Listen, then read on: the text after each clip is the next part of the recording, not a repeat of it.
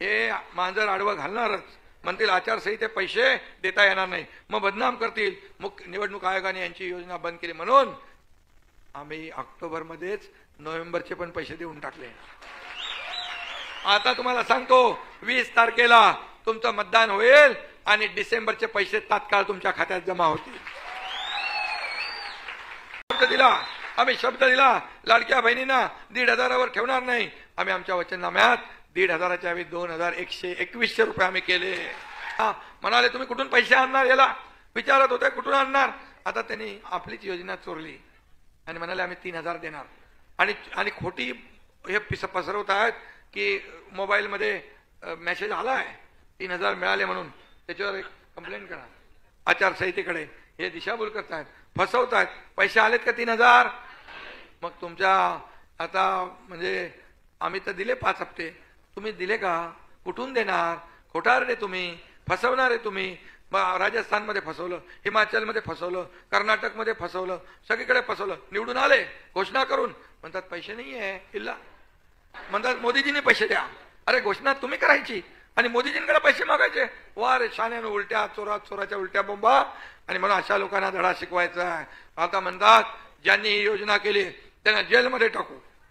कोणाला जेलमध्ये? आम्हाला तिघांना. जेलला काय घाबरतो आम्ही? अरे आंदोलनाने जेल भोगून करून इकडे संघर्ष करून इथपर्यंत आलोय. आणि माझ्या नादाला लागू नका, मला हलक्यात घेऊ नका. मला हलक्यात घेतला या दाढीला तुमची महाविकास आघाडीची पार गाडी खड्ड्यात घालून मोकळा. त्यामुळे माझ्या नादाला लागू नका. मी साधा कार्यकर्ता आहे, मी सर्वसामान्य कार्यकर्ता आहे. म्हणाले काल म्हणाले काय बाळासाहेबांचं नाव घेऊ नका, बाळासाहेबांचं नाव लावू नका, आपल्या वडिलांचं नाव लाव. अरे मी तर माझ्या वडिलांचं, माझं नाव आहे एकनाथ संभाजी शिंदे. पण बाळासाहेब हे लोकनेते होते, त्यांचं तुम्ही साधं तैलचित्र सेंट्रल भवनमध्ये लावू शकले का हो? कुणी लावलं ते? आपण लावलं. एवढी तरी थोडी तरी जनाची नाही मनाची वाटली पाहिजे.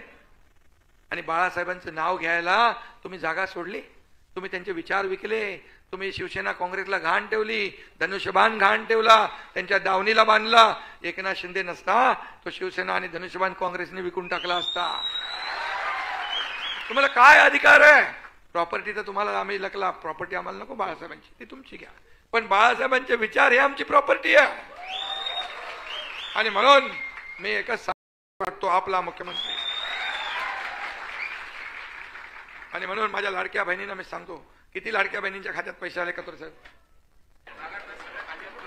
किती भरले? किती फॉर्म किती भरले? 98% पेक्षा जास्त महिला आपल्या महाराष्ट्रात हायएस्ट आहेत. महाराष्ट्रामध्ये सगळ्यात नंबर 1च्या लाडक्या बहिणींचे फॉर्म इकडे भरले. आणि खात्यात पण 2 हप्ते दिले, नंतर 3 हप्ते दिले. विरोधक म्हणाले की लवकर लवकर काढून घ्या नाही तर सरकार काढून घेईल. अरे काय तुम्हाला सांगायचं? पहिले म्हणाले येणारच नाहीत. अरे पण सरकार हे काढून घेणार नाही, हे देणारं सरकार आहे. हे देना बँक आहे, ही लेना बँक नाही.